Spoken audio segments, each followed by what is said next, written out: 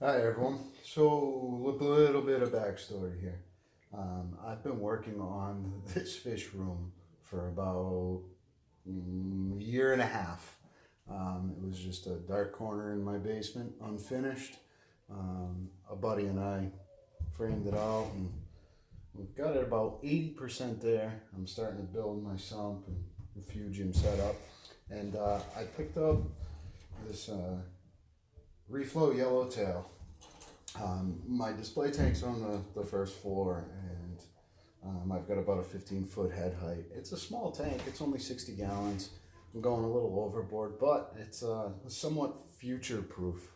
Um, Hopefully, this pump will get the job done if I decide to put a 180 gallon up there. I'm sure it will. I think it's got like a 1900 gallon per hour um, flow rate at like 36 feet. I don't know. It's something insane. So it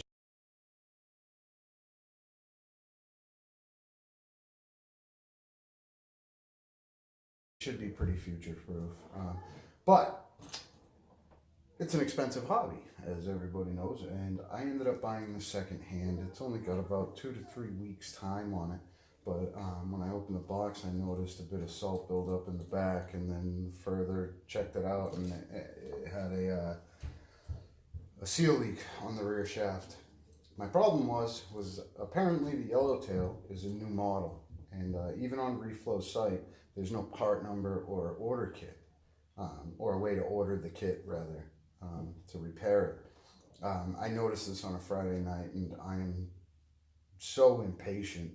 I searched and searched and searched and sent emails to an email to Reeflow, but it was after hours. So I didn't hear back from them until Monday. Now, those 3 days were hell. I wanted to order the part and have it on its way. But in all fairness, the customer service at Reeflo, hands down, is the best customer services I've ever experienced.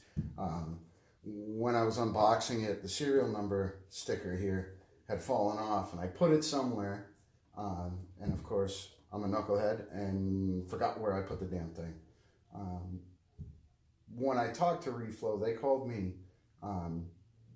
When I talked to him, she asked me for the serial number, and I told her that I had one. I had misplaced it; it had fallen off.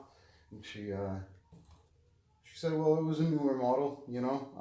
She's sure it's still under warranty because it's a gold series, so it's got 5 years warranty." They sent me the parts out for free. Paid the shipping. You know, it was $0. Um, and then, lo and behold, I found the serial number sticker after that, and I just glued it back on so that it was there. But that's a little bit about.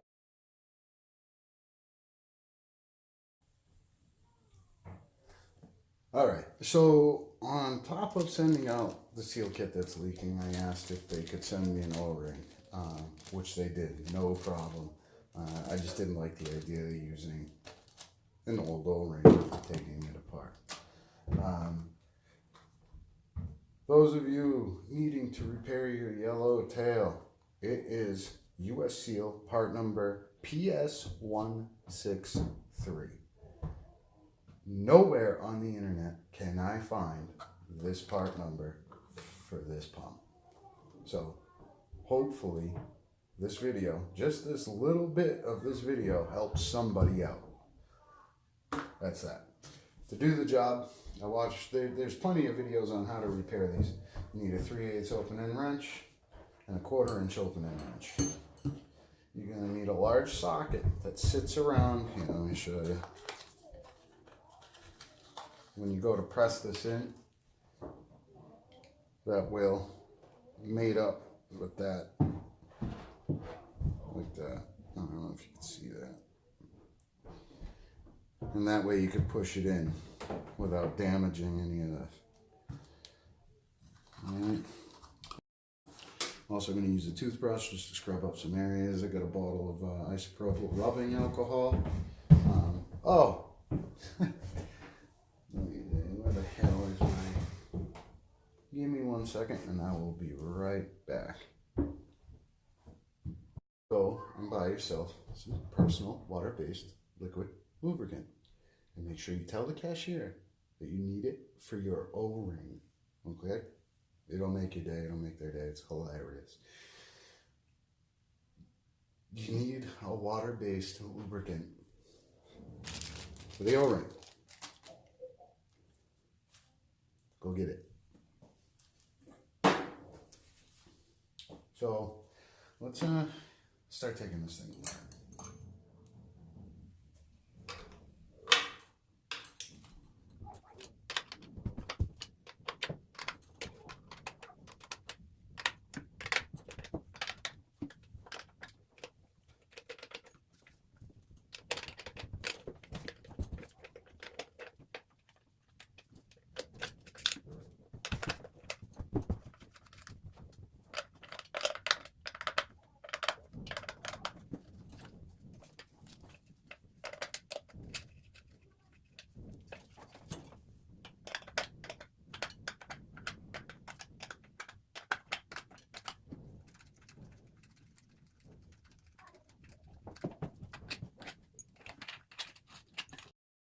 Really, this is like a pretty fine grit, and I haven't been putting much weight on it.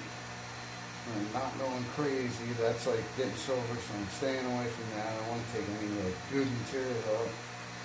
Just there's a hump, there's a buildup from the rust, like scaling, and it's tough. So I feel like it's pretty good.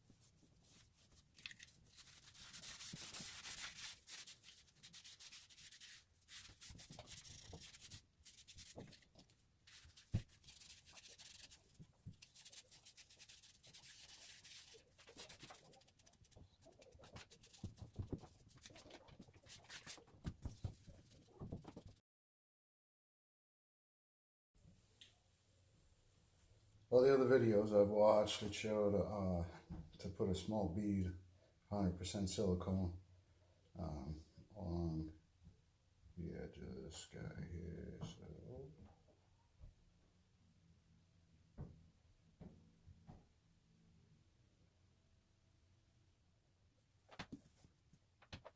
there.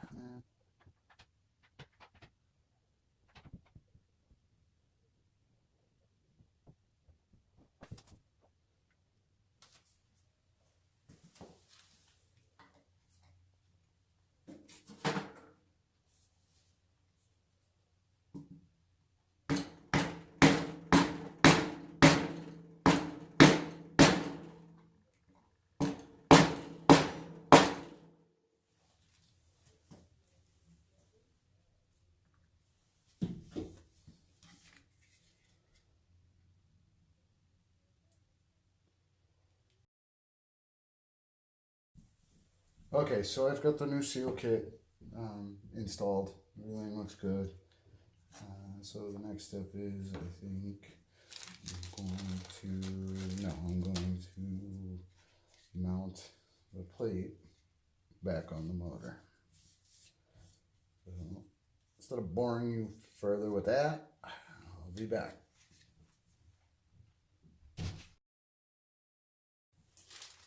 Alright, so I got the back plate on. I think it's pretty good. Now I'm going to set going. And this stuff.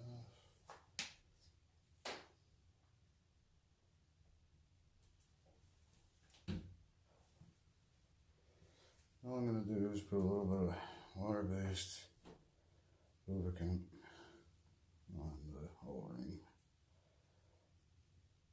Not a crazy amount, just a drop.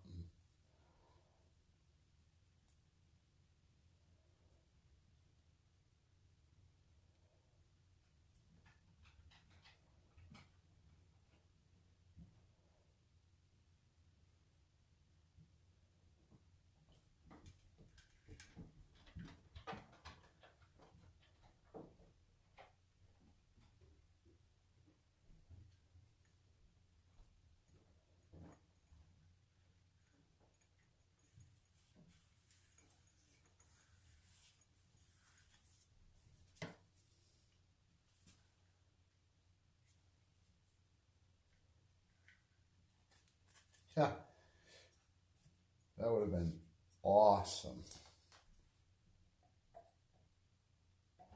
I would have been so pissed.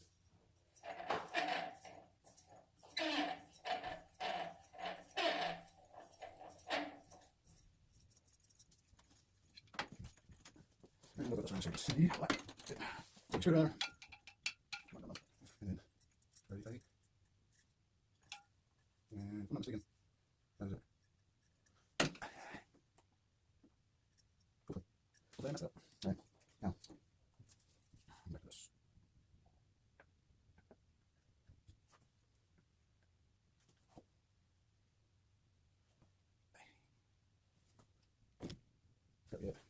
Yeah. Everyone's doing stuff like this, I second guess myself.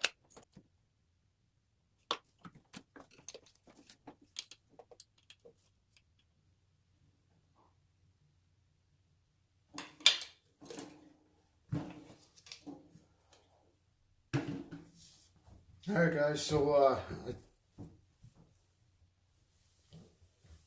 guys, so I took my time. I think I fixed it well. Hope it doesn't leak. Everything looks good. When the time comes that this room is up and running and this is in line and working, I will make another video.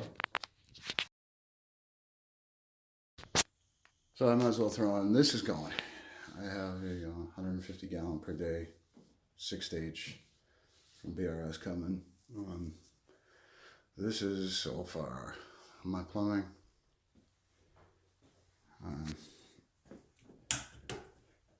Auto top off reservoir is going to go over here. I haven't decided if I'm going to run my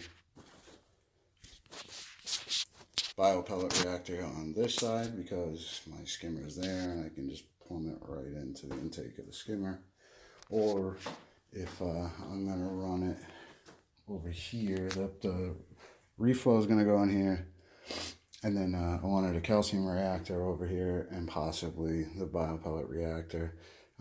Dosing pumps are going to go in here.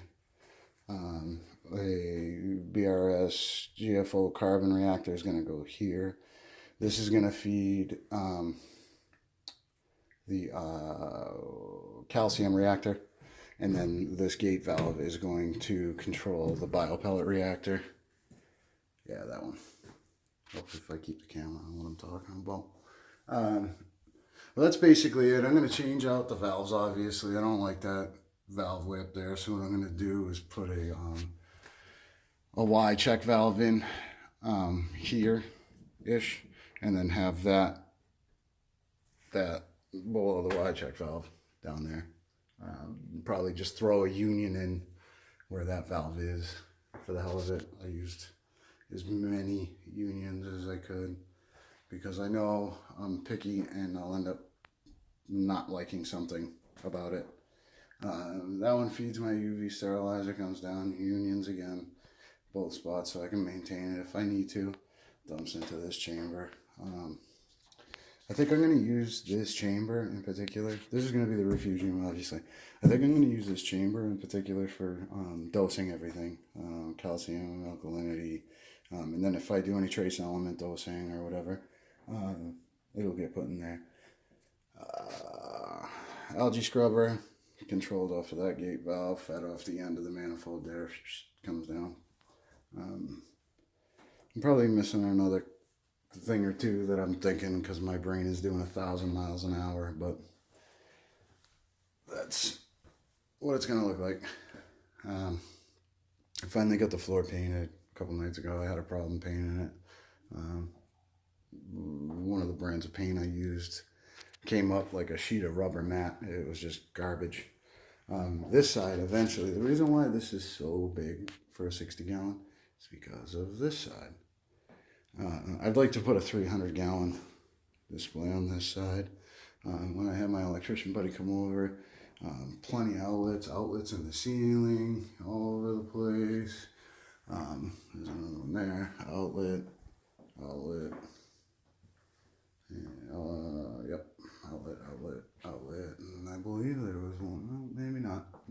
That's it. But everything's on a thermostat. Room's heat maintained. I live in Massachusetts, so it gets pretty cold even in the basement. But that's it. That's my project. It's coming along. Like I said, year and a half in the making, but I'm almost there. I hope to have water in this by end of March is my goal.